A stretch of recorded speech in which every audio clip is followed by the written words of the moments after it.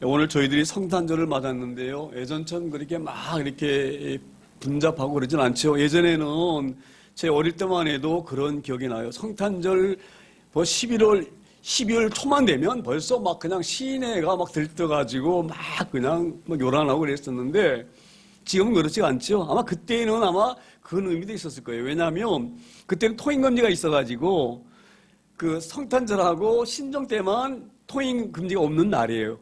그러니까 12시 넘어도 다닐 수가 있는 그런 날이. 그래서 아마 그래서 그랬는지 몰라도 믿지 않는 사람들이 더 난리야, 더 난리. 막 그랬던 기억이 나거든요. 그런데 지금은 이제 그런 그 성탄절 분위기가 많이 이게 가라앉았어요. 예전에 저희 교회만 해도 개척해가지고 한 5년, 6년까지는 밖에다가 막 등 달아가지고 막 반짝반짝 키고 막 이랬거든요.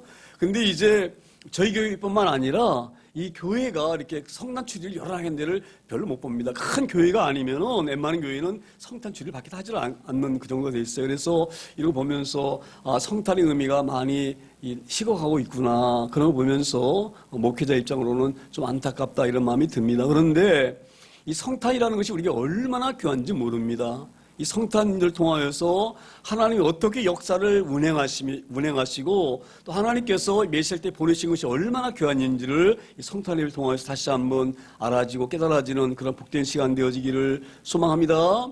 오늘 1절에 보게 되지면 그때에 가이사 아구스도가 영을 내려 천하로 다 호적하라 하였으니 이 호적은 이제 14년마다 한 번씩 했다고 그래요. 이 당시에 이 역사의 책에 보게 되어지면 이렇게 되어 있는데 우리가 이것을 그냥 1절을 그냥 이렇게 읽어나갈 수가 있는데 여기에는 굉장히 큰 의미가 있다고 저는 생각을 합니다. 왜냐하면 우리 하나님께서 창세기부터 계속적으로 많은 예언자들과 통하여서 메시아를 내가 보내겠다 늘 이렇게 약속하셨거든요. 그런데 이때 하나님이 굉장히 귀한 때 보내신 거예요. 왜냐하면 노마가 그때는 세계를 다 제패했거든요. 그래서 우리 속담에 보게 되지면 모든 세계길은 노마를 통한다 이렇게 할 정도로 그러니까 로마가 그 시대의 배경이 굉장히 중요한 거예요. 예수님 이 땅에 오신 그 역사적인 그 시점, 그 시기 이게 굉장히 중요한 거예요. 왜냐하면 노마가 있는 많은 나라를 다 제패했거든요. 그래서 노마에만 복음이 퍼지게 되면 이 복음이 노마를 통해 가지고 많은 나라로 퍼질 수가 있는 그런 여건이 조성된 거예요. 세계적으로. 그래서 하나님께서 가장 복음이 잘 선포될 수 있는 그 역사적인 시기를 딱 골라서 하나님이 하신 줄 믿습니다. 그런데 그 시기도 중요한데 그 시기를 통하여서 아구스가 영을 전했다고 하는데 호적하라고 하는 그 영을 내린 거예요. 그게 왜 중요하냐면 만약에 이 호적하라고 하는 명령이 없었으면 요셉이 그 갈릴리 나셀 사람이거든요. 그러면 거기서 이제 마리아가 성령으로 잉태해서 아이를 나사렛에서 낳을 수가 있어요. 그런데 하나님은 약속하셨거든요. 메시아가 어디서 태어나신다고 하셨나요? 미가서에 보게 되지면 베들레헴, 다윗의 고향인 베들레헴에서 메시아가 탄생한다 이렇게 하나님 약속하셨어요. 그런데 만약에 이때 가이사 아구스도가 영을 내려서 호적하라고 명령 안 내렸었으면 마리아는 어디서 우리 주님이 탄생하셨겠어요? 나사렛에서 탄생할 수밖에 없어요. 그렇죠? 그런데 하나님께서는 계속적으로 약속하신 그 약속을 이루시려고 이 로마의 황제, 막간이 황제를 통하여서 호적하라고 명령해서 그 때문에 베들레헴을 하는 믿습니다. 그래서 1절과 2절이 그래서 굉장히 중요한 거예요.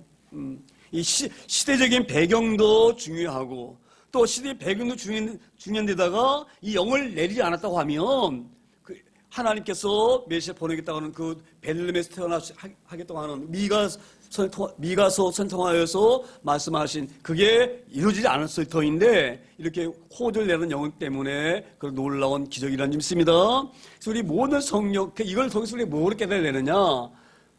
이 당시에는 로마 황제가 막강한 권력을 쥐고 있어요. 세계를 좌우하고 역사를 움직이는 것 같아도 로마 황제가 역사를 움직이는 것이 아니에요. 누가 움직이십니까? 전능하신 하나님께서 움직이시는 거예요. 제가 늘 강조하는데요. 이 성령은 계시라고 하는데 하나님이 어떤 분이신지를 아는 거예요. 성령을 통해서. 우리 하나님 보이지 않잖아요. 그렇죠? 하나님 알 수가 없잖아요. 그럼 우리가 하나님 어떻게 압니까? 성령을 통해서 아는데 성경에서 통해서 보면은 하나님 얼마나 놀라우신 분인지를 좀 보고 있는 거예요. 우리가.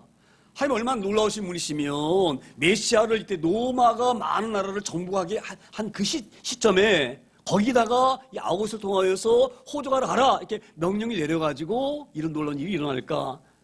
그러니까 역사는 눈에 보이는 인간과 사람이 움직이고 강력한 뭔가가 이렇게 움직이는 것 같지만 그 배후에는 하나님께서 이 모든 역사를 섭리하시고 통치하시는 하나님이 있습니다. 그러니까 오늘 1절과 2절을 봐서도 하나님이 어떤 분이신지 우리가 아는 거예요.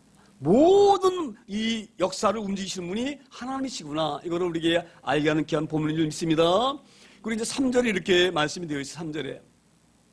모든 사람이 호적하러 각각 고향으로 돌아가며 요셉도 다윗의 집 족속이므로 갈릴라세 동네에서 유대를 향하여 베들레헴이라는 다윗으로 갔다. 제가 조금 전에 설명드린 그런 말씀이거든요. 자 보세요. 그 당시에 이 로마의 황제의 명령은요 엄청 엄중한 거예요.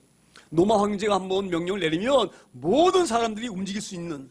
그리고 그 당시에 인간인 그 로마 황제의 그 파워와 그 권세의 능력 우리가 짐작할 수가 있잖아요. 그렇죠? 무시무시한 거예요. 로마 황제라고 하는 갖고 있는 그 권력이.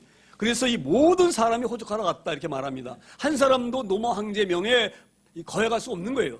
그만큼 로마 황제의 그 권력도 엄청난 거예요. 모든 사람이 그 로마 황제의 명령 앞에 다 복종해야 되고 순종해야 되는 그런 상황인데 그 로마 황제도 누구에 의해서 움직이십니까? 전능하신 하나님에서 움직이는. 그러니까 우리가 이걸 통해서 하나님이 얼마만큼 놀라운 능력을 갖고 계신 분이신지를 우리가 이렇게 유추할 수가 있고 깨달을 수 있습니다. 하나님 놀라신 분이십니다. 그래서 이 하나님이 로마 황제를 움직이셔가지고 이 명을 내려서 이 요셉이 다윗의 그 베들레헴으로 가게 하는. 이게 왜 중요하냐면요, 하나님 약속하셨어요. 메시아가 오는데 메시아가 그 베들레헴이라고 하는 그 작은 마을에서 태어난다. 그렇게 미가서 그 5장 2절인가 보면 말씀하시거든요. 거기에서. 그러니까 이걸 이루시려고 이렇게 하시는 것입니다. 그래서 이런 걸 보면서 우리가 이걸 하나는 또 깨달아야 됩니다. 왜 하나님께서 그러면 구체적으로 메시아는 누구의 후손으로 온다, 또 그가 오셔서 어떤 모습으로 사신다, 또 그가 태어난 데가 어디다, 왜 이렇게 구체적으로 말씀하셨을까? 거기는 큰 이유가 하나가 있는 거예요. 왜냐하면 하나님 말씀하지 않은 사람이 메시아라고 막 우길 수가 있어요. 우리가 지금 그 이슬람교 있죠, 이슬람교 마호멧. 지금 마호멧 믿는 사람들은 마호멧이 메시아다고 이렇게 얘기합니다. 근데 마호멧이 메시아인가요? 마호멧이 이 베들레헴에서 태어났나요? 마호멧이 이 땅에 와가지고 뭐 이렇게 고난당했나요? 이사야가 예언한 것처럼? 그럼 마호멧이 다윗의 후손으로 왔나요? 아니, 그렇죠. 그러니까 왜 하나님께서 이렇게 많은 예언자들과 선을 통해서 구체적으로 말씀하셨느냐? 누가 진짜 메시아인지를 알게 하시려고 그러신 거예요. 할렐루야. 그러니까 반드시 진짜 메시아는 어디서 태어나셔야 됩니까? 베들레헴에서 태어나셔야 되는 거예요. 하나님이 약속하셨기 때문에. 할렐루야. 그 약속하신 대로 오신 이가 진짜 메시아예요. 그러니까 우리 여기에 속지 않길 소망합니다. 지금 이 땅에는 얼마나 많은 사람들이 제가 메시아다. 제가 보면은요, 정말 부끄러운 얘기인데요. 지금 정명석인가 이번에 얼마 뉴스에 나왔죠? 성도들 막 이렇게 해가지고. 지가 왜 그런지 아세요? 지가 메시아라, 지가 메시아. 나를 봤으면 하나님 본 거다, 이러고 돌아다녀요. 사람들이 왜 꼼짝 못 하는 거예요? 그런 거짓에. 그럼 우리가 금방 알아야지요. 정명석이가 베들레헴에서 태어났습니까? 정명석이가 다윗에서 후손 왔어요? 아니잖아요. 그러면 우리가 성경을 조금만 깊이 봤으면 이 사람 가짜구나 이렇게 알아야 되는데 이 미혹의 영이 얼마나 무서운지 모릅니다. 우리가 이걸 잘 깨달기를 소망합니다. 마귀의 그 유혹이라는 것은 무시무시한 거예요. 우리가 볼 때 아무것도 아닌 것 같아도. 자 보세요. 우리가 보게 되지면 그 정명석을 따르는 그 추종자들이요, 변호사도 있고요, 예? 놀라운 대학 교수도 있고요, 별 사람들이 다 있어요. 그럼 그 사람들이 바보라고 넘어갑니까? 그게 아니에요. 미혹의 영에 유혹되게 되어지면 어떤 사람도 넘어가게 되어지는. 그러면 그럴 때에, 그래서 우리가 하나님 말씀 성경을 잘 알아야 되고 하나님 깊이 알아야 되는 이유가 어디가 있느냐. 성경을 깊이 아는 사람은 절대 아무리 내가 똑똑해도 안 넘어갑니다. 성경을 잘 우리가 알게 되어지면. 오늘 그런 의미로 하나님께서는 이 요셉이 베들레헴으로 가게 하십니다. 왜냐하면 그가 메시아이기 때문에. 그 동정녀 말에게 잉태된 그가 메시아이기 때문에. 할렐루야. 그러니까 그런 의미로 성경을 깊이 봐야 되는 거예요. 깊이 봐야 되는 거예요. 그래서 이제 하나님께서 그 동정녀 마리아, 그가 비록 그 나사렛에서 잉태를 했지만 그 잉태된 그 아이는 베들레헴에서 출생해야 되기 때문에 로마 황제라는 아구스의 그 강력한 그 황제를 통하여서 호주가 나라, 그렇게 14년 만에 오른 그 기간을 딱 맞추셔가지고 그렇게 역사하신 줄 믿습니다. 그러니까 이런 걸 보면서 우리가 하나님이 얼마만큼 위대하신 하나님이신가, 얼마만큼 세계 역사를 주관하시며 모든 것을 섭리하신 분이신가, 그 깊이 하나님을 알아갈 수 있는 저희들 되기를 소망합니다. 그리고 이제 5절에 이렇게 말씀을 합니다. 5절에 그 약혼한 마리아와 함께 호적하러 올라가니 마리아가 이미 뭐예요? 잉태하였더라. 할렐루야. 제가 이걸 보면서 우리 하나님 얼마나 세미하신 하나님이신가. 여기서 제가 왜 이 말씀을 드리냐면 지금 그 갈릴리 나사렛에서 베들레헴까지 거리가요. 베들레헴 거리가 아마 한 100km 정도 될 거예요. 그럼 사람이 걸어서 어느 정도 시간이 걸리느냐? 한 달 정도 걸리는 거리예요. 한 달 정도. 그러니까 우리가 이 머릿속에 잘 기억해야 됩니다. 베들레헴 그러면 어디가 베들레헴이지? 이렇게 하시면 안 돼요. 베들레헴은 바로 지도상에 보게 되지만 예루살렘 바로 밑에가 베들레헴이에요. 할렐루야. 우리는 성경을 좀 깊이 알 수 있는 우리가 될 소망합니다. 그러니까 베들레헴, 그럼 이게 성경도 제가 지도 말씀드리잖아요. 가끔 성경에 있다가 지명이 나오면 지도를 보세요. 여기 이 지명이 어디쯤 있나 이렇게 지도 쳐다보고 깊이 보길 소망합니다. 그렇게 성경을 깊이 보는 우리가 되길 소망합니다. 어찌 되었건 지금 그러니까 쉽게 말하면 지금 그 6절에 보게 되지만 거기에서 해산날 찾다고 하는데 아마 나사렛에서 우리가 보통 그 임신을 한 10개월 하잖아요. 그렇죠? 그러니까 아마 9개월쯤 됐을 때에 출발해가지고 딱 태어날 시간을 딱 맞추셔가지고 우리 하나님께서 정확하게 시간을 맞추셔가지고 호적하러 간 명령도 그 시점에 딱 말씀하시고 그렇게 하시는 믿습니다. 이걸 보면서요. 우리는 염려하거나 조바심 낼 필요가 없어요. 우리 생각 때 되는 게 아니에요. 할렐루야. 하나님이 다 섭리하셔요.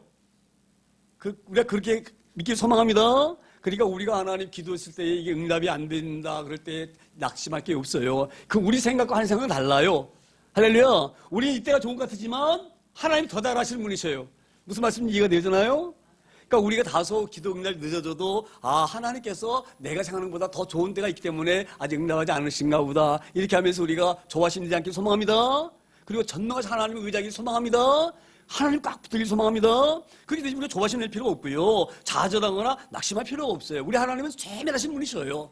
그래서 이 하나님께서 정확하게 날짜를 맞춰가지고 여기에 이제 해산날에 베들레헴에 도착할 수 있도록 하신 줄 믿습니다. 그러니까 이런 성을 통해서 우리 하나님이 얼마나 위대하시고 전능하시고 세밀하시고 정하신 하나님이신가 이것을 깨달아서 하나님 더 깊이 알아갈 수 있는 저희들 되기를 소망합니다. 근데 7절 이렇게 말씀합니다. 7절에 첫 아들을 낳아 강모로 싸서 그 위에 누웠으니 이는 여관에 있을 곳이 없습니다. 자, 이제 베들레헴에 도착했는데 베들레헴에 도착해서 이제 아이를 해산할 때가 되어졌는데 이때 호전하고 막 사람들이 막 그 고향으로 막 많은 사람이 밀리다 보니까 여관이 10,000원이 된 거예요. 10,000원. 여관에 들어갈 자리가 없는 거예요. 여관에 들어갈 자리가 없는 거예요. 그래서 이제 여관에 들어갈 자리가 없어서 이제 아이는 해산 곧 될 것 같고 어렵고 그러는데 막 여기 그렇게 기억되지 않지만 어떤 사람이 이제 너무 이렇게 보니까 배가 이렇게 불러있는 사람이 곧 날 것 같은데 어디 들어갈지 못해서 막 쩔쩔매고 그러니까 어떤 사람이 아마 자기 외양간에라도 있으라고 이렇게 아마 있으라도 피해야 되지 않느냐 아마 그리고 이 외양간으로 아마 인도한 것 같아요. 그래서 뭐라고 말씀하세요? 첫 아들을 낳아 강모로 싸서 그 위에 누웠음이니라. 이는 여관에 있을 곳이 없으며 많은 사람이 모였기 때문에. 저는 근데 이 말씀을 가지고 오늘 아침에 얼마나 은혜 받는지 몰라요. 제가 그래서 그 어린 주 예수 일자리에서 그 찬양 제가 오늘 교육도 안 했었는데 부른 거예요. 저는 오늘 이 말씀이 우리 주신 핵심이라는 생각을 합니다. 자, 보세요. 제가 누누이 말씀드립니다. 우리가 하나님과 예수님을 알 방법이 없어요. 말씀을 통해서밖에 알 방법이 없는 거예요. 그런데 우리 주님이 뭐라고 말씀하셔요? 하나님께서 우리 주님이 어디에서 태어나셨습니까? 마구간에서도 릴 데 없어요. 구유. 이 구유라는 것은 소여물통이거든요. 소여물통. 저는 왜 우리 주님이 하필 여물통에 누우셨을까? 여기는 놀라 하나님 뜻이 계시는 거예요. 우리 하나님은 뭐 그냥 하시는 게 아니에요. 반드시 무슨 의미를 갖고 하시는 거예요. 이거는 우리가 잘 깨달아야 됩니다. 그 높으신 하나님, 천지를 창조하신 하나님이 가장 천한 외양간에서 태어나셔가지고 누신 날이 어디예요? 구유. 왜 이렇게 하셨을까? 하나님 우리 요구하시는 게 있어요. 너희는 겸손해라. 교만하지 말라. 하나님도 구유에 내릴 만큼 낮아지고 겸손을 보여주시는 거예요. 할렐루야. 우리에게 보여주십니다. 예수님이 어떤 분인 줄 아느냐? 막 백마 타고 오신 분이 아니셔. 그분은 너무너무 겸손하신 분이셔. 너무너무 자기를 낮추시는 분이셔. 그래서 가장 낮은 구유에 태어나신 거예요. 이 땅 인류 가운데 구유에 제가 이 말씀 보면서 이런 생각이 들었어요. 아무리 가난해도요, 아무리 가난한 오막집이라도 아이를 낳을 때는요, 산에서 나무까지 주워다가 굴물대에서 물 떼가지고 모여 씌워줍니다. 아름목에서. 아무리 가난한 집 아이여도. 근데 하나님이신데, 어디 지금 누구 계십니까? 구유에 누우셨어요. 왜 구유에 내리셨느냐? 내가 이렇게 겸손하다. 나는 겸손한 사람이 좋다. 이걸 강조하시려고 그러시는 거예요. 자, 이걸 보면서 왜 내가 은혜 받았느냐? 왜 우리 인간이 무너졌느냐? 아담과 하와가 모든 만물 가운데 가장 귀하게 지음받았어요. 한 형상대로 지음받았어요. 얼마나 귀한 일입니까? 얼마나 감사합니까? 놀랍게 이렇게 만드셨으니. 근데 거기에 부족해서 지가 하나님 자리에 올라타려고 하나님처럼 되려고 교만 부리는 거예요. 오늘 그것을 우리에게 알게 하시려고 주신 말씀이에요. 내가 누군데 하는 사람은 죄송하지만 오늘 제가 제목이 그래서 하나님이 기뻐하시는 사람. 우리 하나님 기뻐하시는 사람 되길 소망합니다. 주님이 우리의 본을 보이신 거예요. 예수님이 누구신지를 가장 계시다 그랬죠? 열어서 보여준다 그랬죠? 지금 예수님이 그걸 보여주시는 거예요. 하나님이 얼마나 겸손한 줄 아느냐? 얼마나 낮아지려고 하는 줄 아느냐? 그래서 발 씻겨주신 거예요. 우리 제자들. 발 씻어주는 거예요.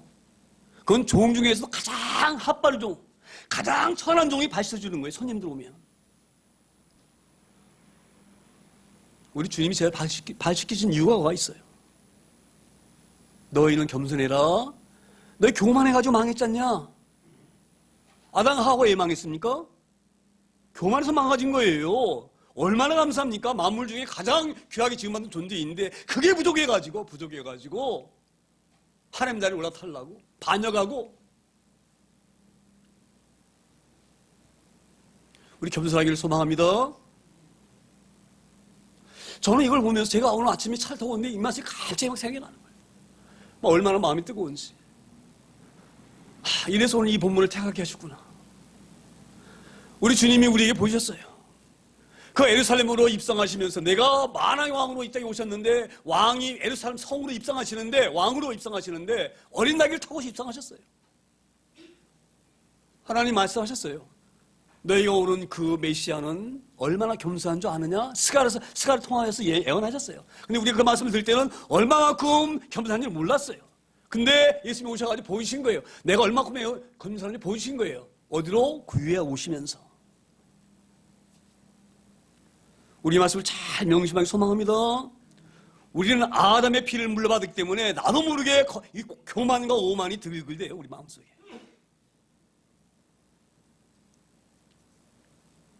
제가 그래서 자꾸 이런 말씀드려 죄송한데 세상 사람들은 모르니까 교만한 게 당연해요. 오만한 게 당연해요. 제가 신앙생활할 때 예전에 자꾸 그런 말씀드렸지만 굉장히 제가 가난할 때 교회 안에서도 가난한 사람 얕잡아요. 무시하고요. 제가 그걸 소문을 엄청 제가 몸으로 막 겪은 사람이 가난했기 때문에. 교만한 사람은 엄청 교만합니다. 교회에서 발 탁 꼬고 앉아가지고. 오늘 주님께서 기뻐하시는 사람 되어지기를 소망합니다. 우리 주님이 모범은 보이시는 거예요. 너희는 날 닮아라. 한없이 낮아져라.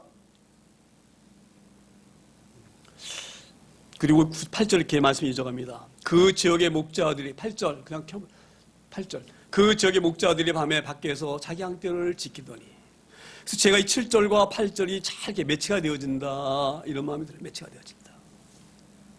그 지역에 베들레헴의 지역에서 목자들이 밤에 자기 양떼를 지키는 거예요. 근데 이 당시에 그 양떼 지키는 목자들은요 대부분 어떤 사람들이었느냐 밤에 지키는 사람들. 양이 몇 마리 없는 그런 가난한 사람들은 자기 남을 이렇게 돈 줘서 시킬 수가 없으니까 자기가 나와 지켜야 되고 좀 여유가 있고 양을 많이 치는 사람들은 자기는 밤에 안 쳐요. 엄청 춥기 때문에. 그러니까 돈을 싹을 줘서 치해요. 이 당시에 가장 어려운 사람들이에요. 가난한 사람들. 우리 주님이 어디에 시선이 있는지를 잘 깨닫기를 소망합니다. 그렇게 되어지기를 소망합니다. 그래서 우리 주님이 가장 먼저 만난 사람들이 가장 소외된 사람들. 그래서 자기가 없는 걸 알기 때문에 가장 나는 낮은 사람이다라고 고백하는 사람들. 조금 있다고 목이 기부산 사람들에게 나타나지 않으셨어요, 주님은. 우리 이불 보면서 우리가 낮아지고 겸손해야지만이 하나님 발견합니다. 절대 교만하고 있는 사람들은 하나님 발견하기 어려워요. 할렐루야. 우리 이 말씀 보면서 우리 주님 닮기를 소망합니다. 아, 우리 주님 우리 모범을 보셨구나. 그 놀라우신 분이시면서 불구하고 그 존귀하신 분임에도 불구하고 그 존귀하신 분이 구유에서 오셨구나. 우리가 그런 귀한 이 하나님 말씀을 잘 깨닫고 주님 닮기를 갈망해서 우리 가운데 혹여 교만과 자만이 꿈틀 낼 때마다 말씀으로 억누르기 소망합니다.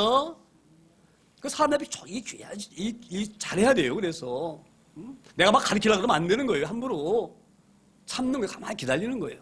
하도록. 교만한 사람들이 나대는 거야.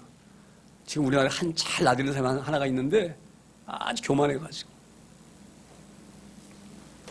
죄송합니다. 제가 이런 얘기 꺼내서 제가 이건 왜 이렇게 말씀드리냐면 겸손이 우리가 얼마나 소유자인지 알기 때문에. 그리고 이제 이 구절에 이렇게 하나님 말씀하신 구절에 주의 사자가 곁에 서고 주의 영광이 그들을 두루 비춤에 크게 무서워하는지라. 자 보세요. 이 들판에서 그 추운 데서 오돌오돌 떨면서 그 양이 누가 이 짐승이 물어가지 않을까? 그리고 또는 이 목자들에게 그 하나의 영광의 빛이 비추는 거예요. 얼마나 놀랬겠어요, 이들이 얼마나 놀랬겠어요. 어? 그런데 천사가 와서 뭐라 말합니까? 10절에 천사가 이르되 무서워하지 말라. 보라 내가 온 백성에게 미칠 큰 기쁨의 좋은 소식을 뭐예요? 너희에게 전하노라. 할렐루야. 이게 얼마나 감사한지. 왜 하나님께서는 왕궁에 와가지고 임금한테 말하지 않고 야 메시아가 왔다 그러고 헤로드 왕이라든지 그런 능력 있는 사람들에게 전하지 아니하고 왜 가장 낮고 미천한 이들에게 말씀하셨을까? 오늘 주님이 구해 오신 거하고 이 10절 말씀이 잘 매치될 믿습니다. 그러니까 저는 그래서 오히려 가난하고 어려운 것이 복일 수가 있어요. 어찌 보면 그런 사람이 있어 하나님을 더 깊이 만날 수가 있고 그런 사람이 있어 하나님을 더 깊이 의지합니다. 있거나 좀 잘된 사람들은 하나님 의지하지 않아요. 교만해가지고. 그래서 오늘 여기 보게 되지면 그 하나님께서 이 기쁘고 좋은 소식을 다른 사람도 아니고 너희처럼 연약하고 부족하고 낮고 천한 너희들에게 이 놀라운 소식을 전한다. 이 놀라운 소식이 얼마나 놀라운 소식입니까? 하나님께서 2000년 동안 약속하신 약속이에요. 얼마나 이스라엘 백성들이 이 히브리 사람들이 메시아 오기를 고대하고 기다렸겠습니까? 그 귀한 그 놀라운 소식을 높은 사람들에게 나타나지 않냐고 부자에게 나타나지 아니냐고 가장 낮고 천한 가장 힘든 사람들에게 나타난 줄 믿습니다. 그래서 어찌 보면 제가 그래서 너무 감사해요. 너무 감사해요. 내가 이렇게 어린 시절을 살았기 때문에 하나님도 깊이 내가 알았고 그게 오히려 나에게 복이었구나. 내가 잘 나갔다 그러면 내가 어떻게 됐을까, 이 말년에. 뚱뚱거리고. 내 친구들처럼, 동창회 가게 되면 별장 자랑이에요. 야, 양평에 별장이네, 놀러 와라. 막 이래가면서. 야, 내가 보드 하나 살라 그러는데, 야, 보드, 사는 건 별게 아닌데, 그 보드 보관하는 게 돈이 많이 들어가지고 얘네 못 샀다. 이래가면서 막 자랑을 막 해. 그러면 하나님 못 만나면 얼마나 부럽겠어요. 예, 나는 지금 때거리 없어가지고 맨날 공장 가서 밤새 일을 하는데, 내 친구는 그냥 말려 돈이 많아가지고, 예? 보드 탈 생각만 하고. 할렐루야. 오히려 그런 사람보다 힘들게 사는 우리가 더 복 있는 사람이 있습니다. 오늘 이 놀라운 복이 누구에게 먼저 임했습니까? 가장 천한 목자들에게, 목동들에게, 가장 부족한 사람들에게, 밤의 양치는 그들에게 나타나서 이 땅의 가장 모든 사람들에게 미칠 놀라운, 이보다 이 기쁨의 소식은 없어요. 역사 이래 2000년 동안 가장 놀라운 이 기쁜 소식이에요. 그 소식이 이 미천한 이들에게 너희에게 전하노라. 이 의미가 있는 거예요. 너희에게. 다른 사람이 아닌 누구에게 해? 너희에게. 다른 사람이 아닌 초대교회 너희들에게. 할렐루야. 저는 얼마나 감사한지 몰라. 그래서 우리 교회가 작아도. 그런 깊은 이런 은혜를 누리면서 이 땅에 사는 삶이 다소 우리가 가난할지라도, 가진 게 없을지라도, 할렐루야. 그렇게 살기를 소망합니다. 이 놀라운 소식이 너희에게 전하노라, 이 소식이 우리 초대교회 너희들에게 이렇게 하실 말씀으로 우리가 받아들이고 깨달아지기를 소망합니다. 그리고 이제 11절에 이렇게 말씀을 하죠. 11절에 오늘 다윗의 동네에 너희를 위하여 구주가 나으셨으니 곧 그리스도 주시니라. 자, 하나님께서 뭐라고 말했느냐? 메시아는 다윗의 후손 온다고 말하지 않았느냐? 우리 하나님은 신실하신 하나님이세요. 정확하신 하나님이세요. 너희를 위하여, 너희를 위하여. 만약에 이 구주가 너희 이 땅에 오지 아니하면 너희가 그 무거운 죄를 지고, 죄를 지고 그냥 헤매고 다닐 터인데, 끌어다닐 터인데, 그런 너의 죄 짓는 것이 너무 하나님 것이 안타까워서 너희를 위해서 그 죄를 용서하실 그 메시아가 이 땅에 오셨다. 얼마나 우리에겐 놀라운 은혜입니까? 우리가 누굽니까? 우리 조상들이. 예? 새벽마다 저 장독대에다가 물 떠놓고 빌었던 그런 후손들 아닙니까, 우리가? 예? 썩어진 고목나무에다가 빌었던 그런 후손 아닙니까, 우리가? 할렐루야! 그런 저희들에게 우리 주님 이 땅에 오셨습니다. 그래서 저는 우리 하나님이 얼마나 감사한지 몰라요.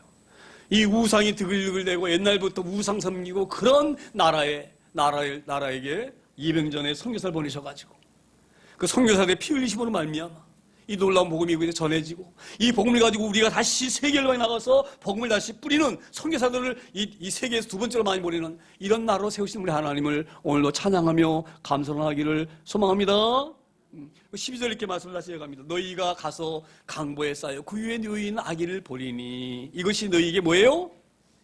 표적이니라. 자 보세요. 베들레헴의 그 많은 도시에 만약에 아기가 태어난다 그러면 거기만 어디 태어난지 모르죠. 그렇죠?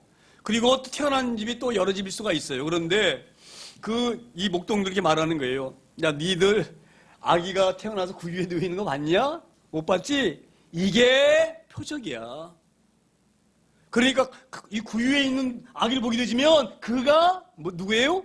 메시아인 거를 알아라 이 말이에요. 할렐루야. 우리 하나님 이게 정확하셔요. 메시아가 어떤 분이신지를 정확하게 알려주시는 분이셔요.